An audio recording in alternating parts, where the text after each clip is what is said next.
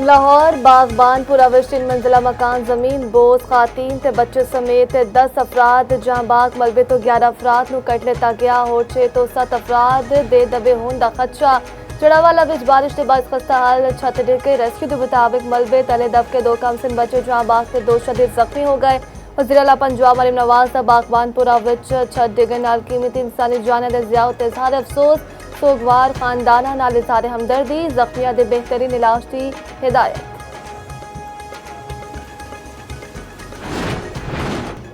सदर मुमलिकत आसिफ अली जरदारी नाल वफाकी वज़ीर दाखिला मोहसिन नकवी की मुलाकात। सियासी सूरत हाल से अहम कौमी अमूर उत्ते तबादला ख्याल। मुल्क की मजमूई अमन अमान की सूरत हाल उत्ते गलबात। KPK ते बलोचिस्तान की सिक्योरिटी उत्ते खसूसी तबादला ख्याल। सदर मुमलिकत दा दहशतगर्दी के खिलाफ पाकिस्तान पाक अफवाज कानून नाफिज करने वाले इदारियां की पेशा वराना सलाहियतां नूं खराज तहसीन आख्या। दहशतगर्दी के खात्मे लई पूरी कौम सिक्योरिटी फोर्सिस दे नाल खलोती है।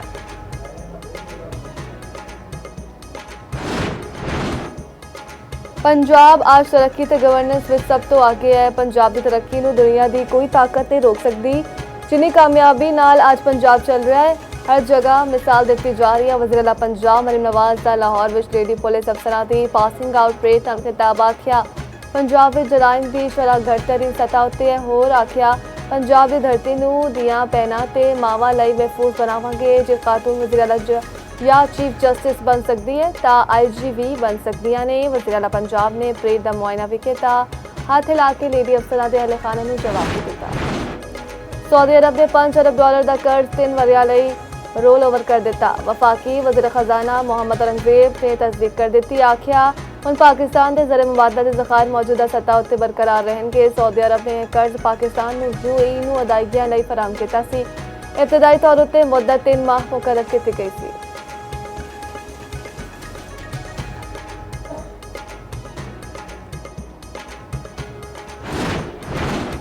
अमरीका ने ईरान उत्ते हमलियां दी नवी लहर शुरू कर दी। सीरक किशम ते जजीरा बुशेट समेत मुख्तलिफ इलाकियां विच धमाके।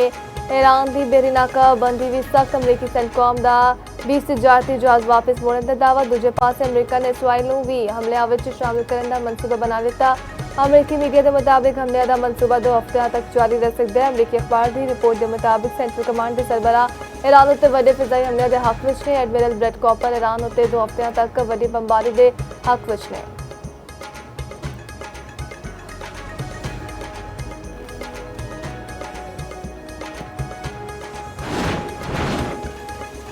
अमरीकी सदर ट्रंप नाल सऊदी वज़ीर दिफा खालिद बिन सलमान की वाशिंगटन विच मुलाकात।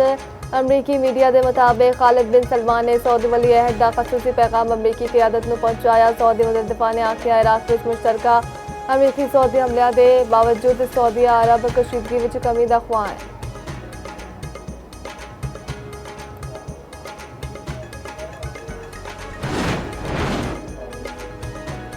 अज लई हाई स्पीड डीजल मजीद ₹2.24 फी लीटर महंगा। नवी कीमत ₹390 फी लीटर मुकर्रर। पेट्रोल की नवी कीमत विच सिर्फ 75 पैसे कमी।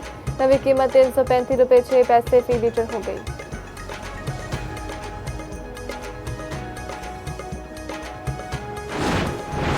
इंसानी स्मगलिंग का जुर्म माशरती महरूमियत इंसानी कमजोरियां का इस्तेसाल करदा। इंसानी स्मगलिंग के खात्मे लई मुश्तरका काविशां जारी रखने के अज़म की तशदीद करदे आ। वज़ीर आज़म शहबाज शरीफ का इंसानी स्मगलिंग के खिलाफ आलमी दिहाड़े के मौके उत्ते पैगाम आख्या एक इंज का आलमी नासूर है जो सरहदा की कैद तो मुआवरा है।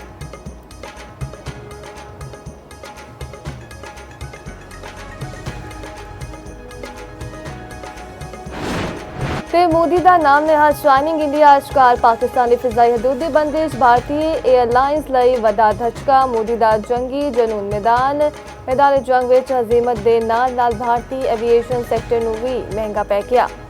2025 विच पाकिस्तान की फिजाई हदूद की मुसलसल बंदिश ने भारतीय एविएशन नूं तबाही के दहाने उत्ते पहुंचा दिता। बैनुल अक़वामी खबर एजेंसी फ्लाइट ग्लोबल के मुताबिक एयर इंडिया नूं 31 मार्च को खत्म होने वाले माली साल के दौरान तकरीबन $2.3 अरब का बदतरीन खसारा होया।